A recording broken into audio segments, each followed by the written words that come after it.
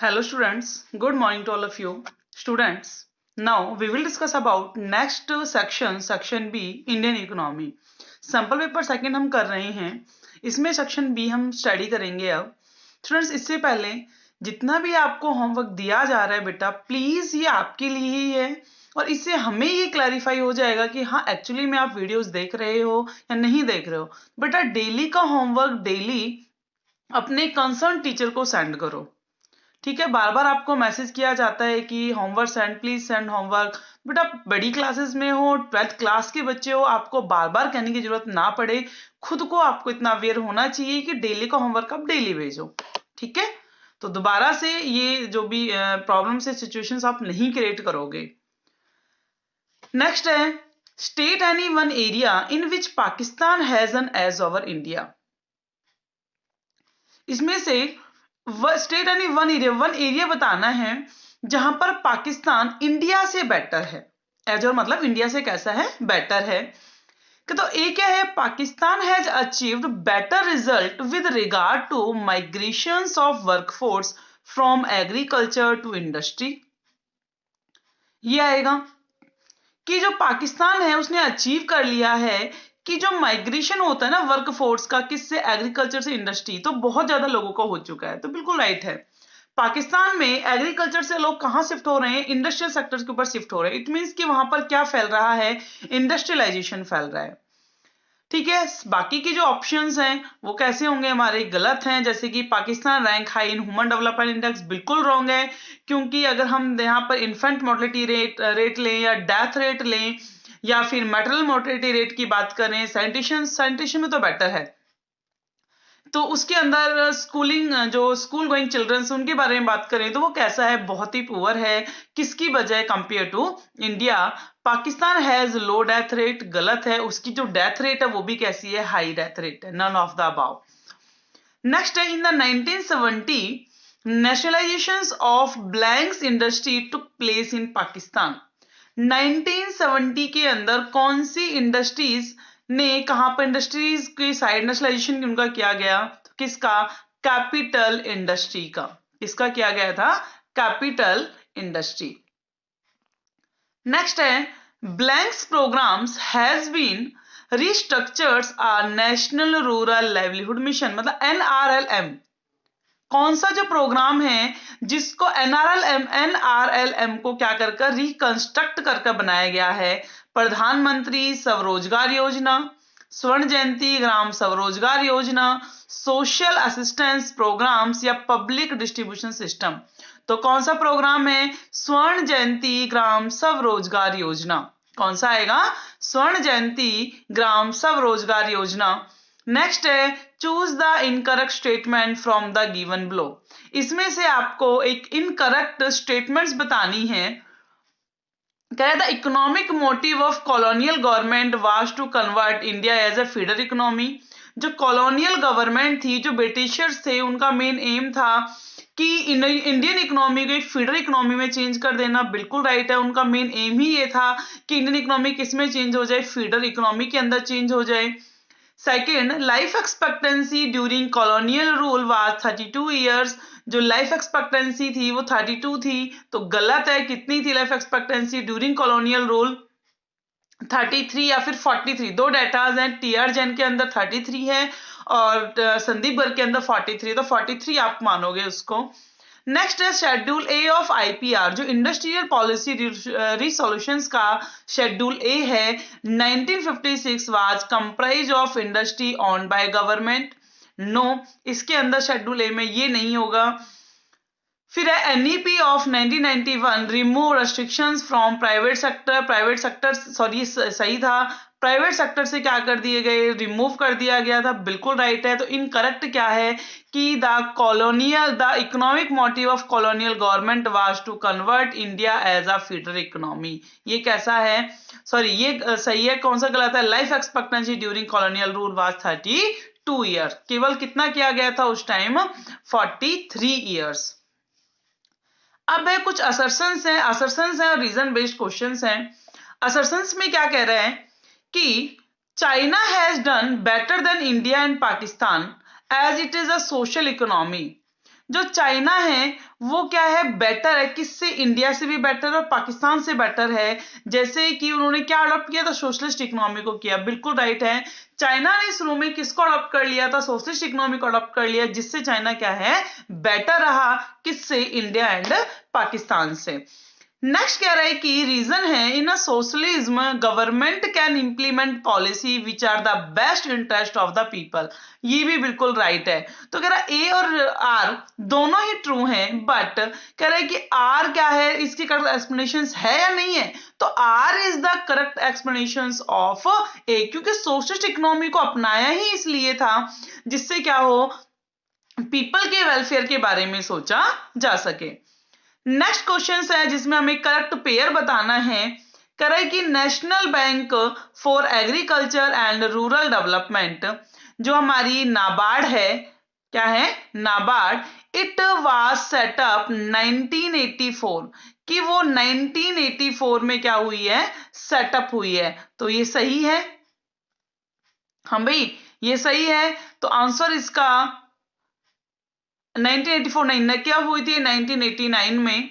फिर है regional rural bank, RRB bank का क्या मेन रोल होता है, these have been set up under the regional rural bank act in 1976, ये बिल्कुल राइट है।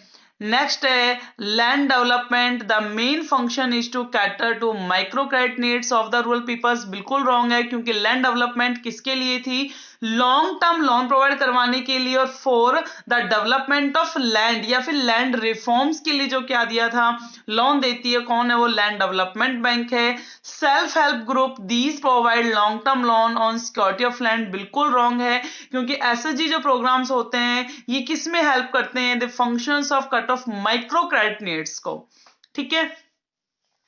अब नेक्स्ट है हमारा कि जिसमें एक पैराग्राफ गिवन है, कि पैराग्राफ के अंदर क्या है, कह रहे हैं कि India is now the fourth largest and one of the fastest growth economy, जो इंडिया अब क्या है, चौथे नंबर पर है, लार्जेस्ट बड़ी इकोनॉमी में, फास्टेस्ट ग्रोइंग इकोनॉमी, मतलब जो बहुत तेजी से क्या कर रही है, ग्रो कर रही है इन द वर्ल्ड, वर्ल्ड में। हाउएवर जबकि इट फेस बहुत, क्या कह रही, it face both a tremendous backlog and the growing demand for infrastructures. The Indian economy expanded significantly in a fiscal year 2006 में किया, accordingly to advance estimate released the Central Statistical Organizations, the economy recorded to GDP growth rate कितनी थी, 9.2% at constant prices compared with 9% in the previous year।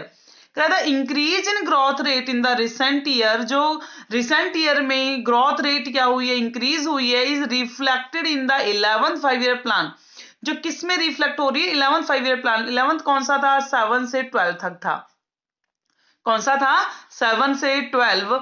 और ये कह रहे हैं कि एवरेज एनुअल ग्रोथ टारगेट 9%, जिसकी एनुअल ग्रोथ रेट को कितना टारगेट किया गया था, 9%, compared with the 10th plan target of 8%. High quality infrastructure is essential to harness of growth impulse in the economy.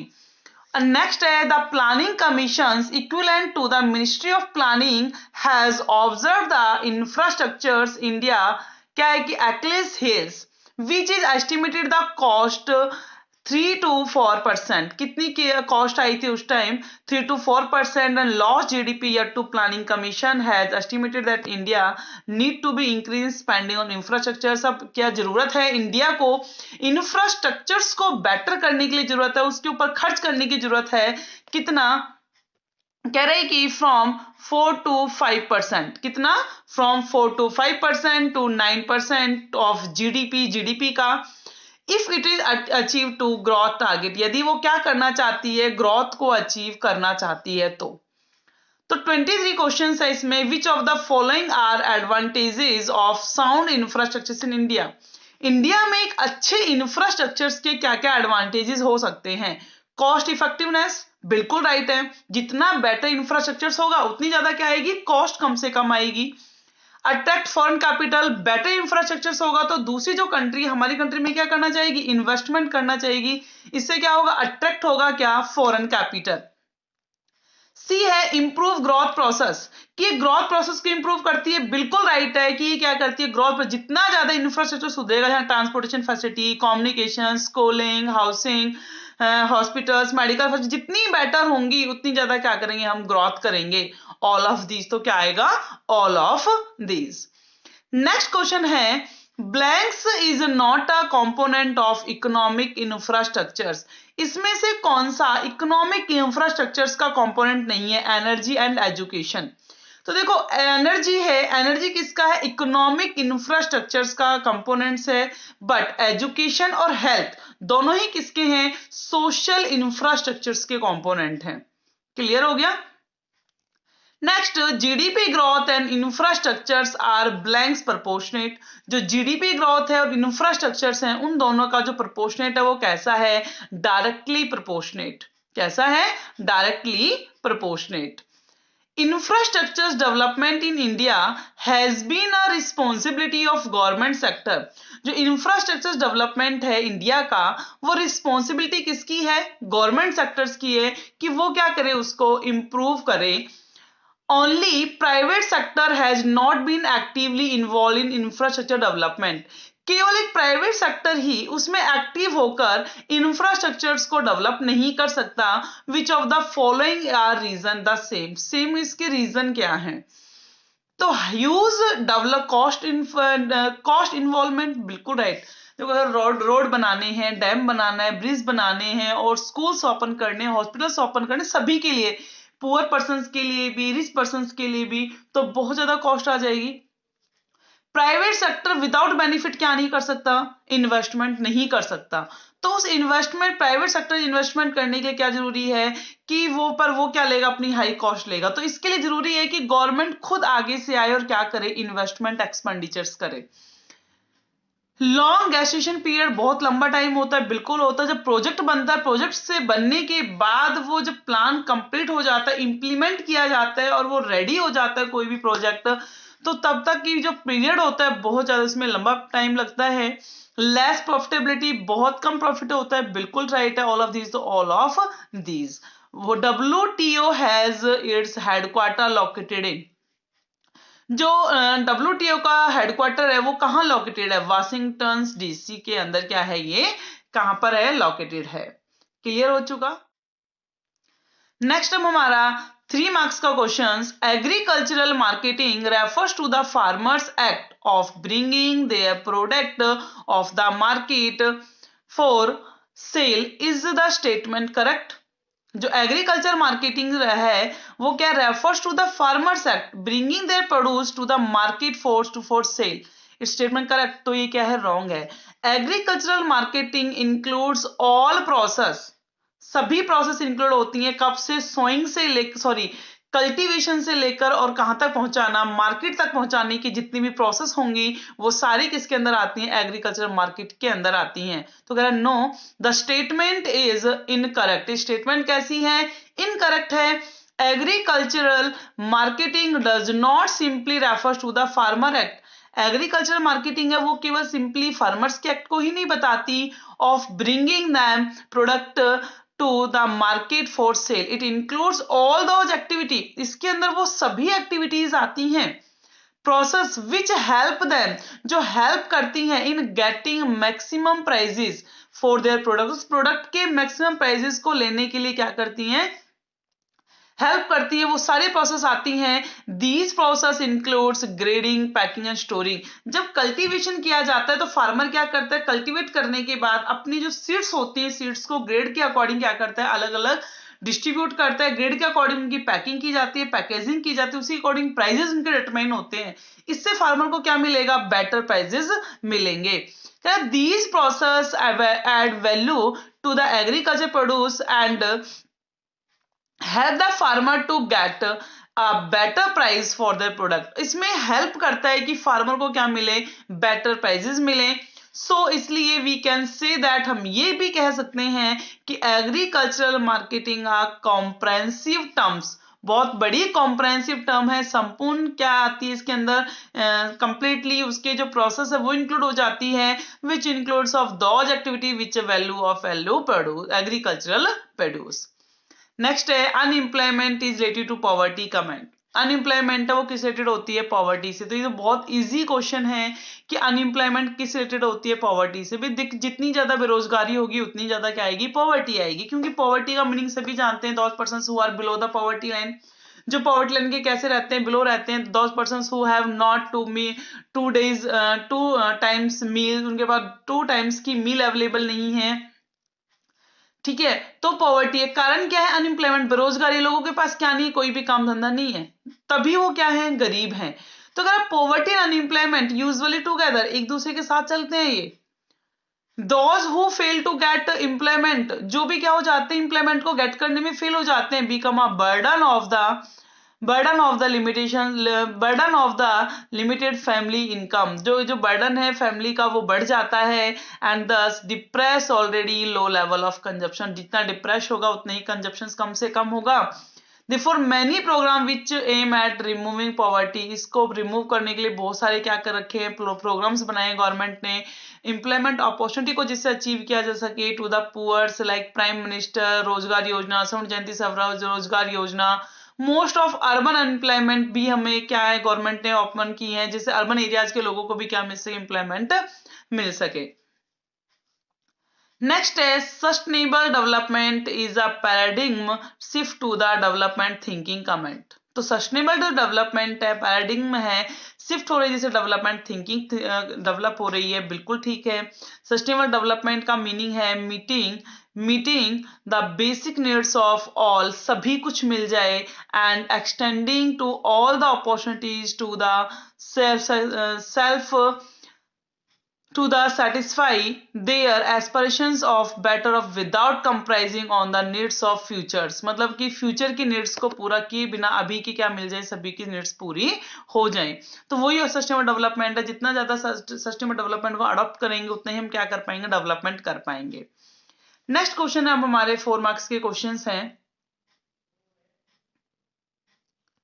जिसके अंदर है right a brief note on reform introduced in the financial sectors under the new economic policy।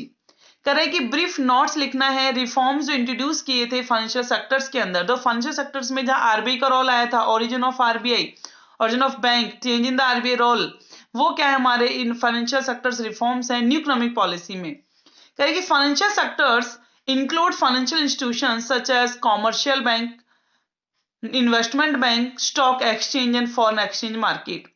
The following reforms were initiated in this sector, कुछ reforms किए गए थे। The banking sectors was opened, banking sector को open किया गया, किसके लिए, for private sector के लिए। This lead to increase in competitions and expansions for service for consumer. Second, RBI role underwent to change regulator to facilitators. RBI ने अपना role change कर दिया था, पहले वो रेगुलेट करती थी, क्या करती थी, रेगुलेट, सबको कंट्रोल करती थी, लेकिन उसने अपना रोल चेंज कर कैसे में चेंज कर दिया, फैसिलिटेटर के रूप में चेंज कर दिया, कि वो फैसिलिटी देगी, वो रेगुलेटर का वर्क नहीं करेगी। And these reform are much needed, and subsequent to these changes the sector witnessed tremendous growth and helped in development of the economy as a whole। Next is right few steps which are helpful for sustainable development. कुछ steps बताने हैं जिससे sustainable development को हम achieve कर सकते हैं। क्या है, लिमिटेड द ह्यूमन पॉपुलेशन, क्या है, limited the human population to level within the carrying capacity of the environment, कि जो लिमिटिंग करनी है ह्यूमन पॉपुलेशन की, कि जो कैरिंग कैपेसिटी के बराबर हो, मतलब कैरिंग कैपेसिटी से ज्यादा क्या ना करें, वेस्टेज जनरेट ना करें। फिर technological progress should be input efficient not input consuming. जो टेक्नोलॉजी है वो हमें ऐसी यूज करनी चाहिए जो इनपुट एफिशिएंट हो, जो इनपुट को एफिशिएंटली यूज कर सके, इनपुट कंज्यूमिंग नहीं होनी चाहिए, इनपुट को ही कंज्यूम कर जाए। Next, renewable resources should be extracted. जो रिन्यूएबल रिसोर्सेज हैं वो कैसे होने चाहिए, एक्सट्रैक्ट होने चाहिए ऑन अ सस्टेनेबल बेसिस। करेगी the rate of extraction should not exceed, जो निकालने की, एक्सट्रैक्शन करने की जो रेट है वो ज्यादा नहीं होनी चाहिए, किससे, रेट ऑफ रीजनरेशन से ज्यादा। रीजनरेशन बहुत ज्यादा होती है हमारी, और हमारी जो ऑब्जर्विंग कैपेसिटी एनवायरनमेंट की वो बहुत ही कम होती है। नेक्स्ट है, for non renewable resources rate of depletion should not be exceeds the rate of creation of renewable substitutes. फिर है, inefficiency arising from pollution should be corrected. Inefficiency को क्या कर हो रही है, अराइज हो रही किससे, जिससे क्या पॉल्यूशन से उसको करेक्ट कर देना चाहिए। क्लियर हो गया। नेक्स्ट क्वेश्चन है, explain briefly the category of hired worker. Hired worker की कैटेगरी टू टाइप्स की होती है, कैजुअल हायर्ड वर्कर और एक रेगुलर हायर्ड वर्कर। कैजुअल जिसको which do not receive any social security benefits, and regular में which receive social security benefits. In casual labour wages labour के अंदर क्या होता है, do not make any trade unions, but regular के अंदर क्या बनती हैं, ट्रेड यूनियंस बनती हैं। यहाँ लेबर लॉ, रेगुलर में लेबर लॉ बनता है which are protect for labour, जो क्या करता है, लेबर की प्रोटेक्शन करता है। But in casual wage labour के अंदर कोई भी ऐसा हम ये कहें कि कुछ भी इसके अंदर कोई भी लेबर लॉ नहीं बनाया जाता जो लेबर की क्या कर सके, प्रोटेक्शंस कर सके। क्लियर हो गया। नेक्स्ट है, enumerate the reason of success of structures reform in China. China की सक्सेस के रीजन बताने हैं। तो कह रहा है कि There was existence of infrastructure in the area of education, health and land reform. China में एजुकेशन के एरिया को लें, हेल्थ का लें या लैंड रिफॉर्म का लें, कैसे हैं, बेटर हैं। फिर है देयर वाज डिसेंट्रलाइज प्लानिंग, वहां पर जो प्लानिंग है वो कैसी है, डिसेंट्रलाइज है। डिसेंट्रलाइज है and existence of small enterprises, वहां बहुत सारी क्या छोटे छोटे एंटरप्राइजेस हैं। थ्रू द कम्यून सिस्टम के through their was more equitable distribution of food grain, वहां पर फूड ग्रेन का डिस्ट्रीब्यूशन भी कैसा है, इक्वल है। हमारे यहाँ पर क्या है, अनइक्वल है। एंड लास्ट है, there was extensions of basic health services in rural area, वहां पर रूरल एरियाज के अंदर जो बेसिक हेल्थ सर्विसेज है वो बढ़ रही थी, वो बहुत ज्यादा इंक्रीज हो रही थी। ये कारण था कि जिससे चाइना क्या कर गया, ज्यादा से ज्यादा डेवलप कर गया था। अब है next, enumerate the failure of structures reform in China. Failure क्या है, क्या थे इसके, कह रहे कि फॉलोइंग्स हैं फेलियर्स। कह रहे कि there was slow pace of growth, उनकी जो ग्रोथ रेट थी वो कैसी थी, स्लो थी। Lack of modernisation in the Chinese economy under the most rules, जो मोस्ट रूल्स था, माउटंग है, उस टाइम्स के अंदर क्या था, इकोनॉमी ने मॉडर्नाइजेशन को कम से कम अडॉप्ट किया। Most vision of economic development based on decentralisation, वो किसके ऊपर बेस्ड था, डिसेंट्रलाइजेशन के ऊपर बेस्ड था, सेल्फ सफिशिएंसी के ऊपर बेस्ड था, and shunning of foreign technology has failed. And C, despite extensive land reform, collectivizations and Great Leap Forward and other initiative, the per capita gain in output in 1978 was the same it was the mid 1950, मतलब जो 1950 में था ना वो 1970 के अंदर था। ये मेन रीजन था। अब हमारे नेक्स्ट 6 मार्क्स के क्वेश्चंस हैं। What was the focus of economic policy pursued by colonial government in India? What was the impact of this policy? करें कि what was the focus of economic policy? Economic policy का main focus क्या था, pursued bye colonial government, जो pursued किसने की था, colonial government ने इंडिया में। इसके इंपैक्ट क्या नजर आए, the focus of economic policy pursued by the colonial government in India, India के अंदर जो इकोनॉमिक पॉलिसीज क्या की गई थी, परस्यू की गई थी कॉलोनियल गवर्नमेंट के द्वारा, was to make India an exporter of raw material. उन्होंने मेन एम क्या कर दी, मेन एम क्या था, इंडिया को क्या बनाना है, बेस्ट एक्सपोर्टर बनाना है, किसका, रॉ मटेरियल का, for feeding the rapidly expanding modern industry basis, जिससे वो अपनी कंट्री के अंदर क्या कर सके, मॉडर्न इंडस्ट्रीज को डेवलप कर सके, and to forget India and target India as a market for its finish goods. और इंडिया को टारगेट बना लिया था, इंडिया को फिनिश गुड्स का क्या करना है, उन्हें फिनिश गुड्स की मार्केट बनाना है। इसके पीछे रीजन क्या था, रीजन है कि agriculture sector has lot of surplus labour and had extremely low productivity. Surplus मतलब कि लेबर तो बहुत ज्यादा लगी हुई थी बट उनकी प्रोडक्टिविटी कैसी थी, बहुत कम थी। Industrial sector was backward, industrial sector कैसा था, बैकवर्ड था, एंड लैक्ड डाइवर्सिफिकेशन, और डाइवर्सिफिकेशन की कमी थी। Poverty and unemployment were high, दोनों ही बहुत ज्यादा हाई थे, and infrastructure facility needed upgradation, उसको अपग्रेड होने की जरूरत थी, and foreign trade was beneficial for the britisher, और ब्रिटिशर्स के लिए फॉरेन ट्रेड क्या हो रहा था, better. Next, I highlight the importance of salaries and more productive employment of the self-employment India and suggest some measure that would help to increase their productivity.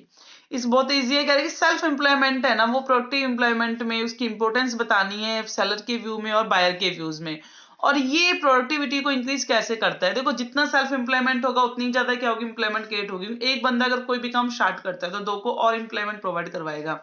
हो सकता है स्मॉल स्केल एंटरप्राइजेस क्या हो जाए, उससे ओपन हो जाए, तो उसके बेनिफिट्स बताने हैं और उसके डीमेरिट्स बतानी है।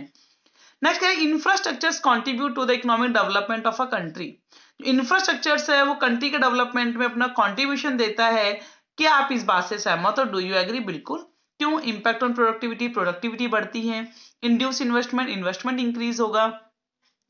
जनरेट लिंकेज इन प्रोडक्शन, क्या करेगा, प्रोडक्शन में लिंकेज क्रिएट करेगा, जिससे ट्रांसपोर्टेशन, कम्युनिकेशन, जो अदर जो भी क्या है जो इंफ्रास्ट्रक्चर है वो भी क्या हो जाएगा, बेटर हो जाएगा। अनहांस साइज ऑफ मार्केट, मार्केट का जो साइज है वो बहुत ज्यादा बढ़ सकता है। अनहांस एबिलिटी टू वर्क, वर्क की एबिलिटी बढ़ जाएगी लोगों की जितने इन्वेस्टमेंट होगा। इंफ्रास्ट्रक्चर सुधरेगा। फैसिलिटेट आउटसोर्सिंग, जितना बेटर इंफ्रास्ट्रक्चर होगा उतनी हमें किस चीज की फैसिलिटी मिलेगी, आउटसोर्सिंग की। एक एग्जांपल क्या है, जैसे गूगल है, माइक्रोसॉफ्ट है, कहाँ है, दूसरी कंपनी दूसरी कंट्री में है, लेकिन वो कॉल सेंटर कहाँ है, उनके सारे इंडिया में है। हम एज अ कॉल सेंटर क्या करते हैं, उनको आउटसोर्सिंग की फैसिलिटीज देते हैं। क्लियर हो गया? तो आज हमारा सैंपल पेपर सेकंड है वो भी कंप्लीट हो चुका है। तो स्टूडेंट्स सभी को ये क्वेश्चन आंसर्स अपनी फेयर नोटबुक में कर और हमारे पास होमवर्क सेंड करना है।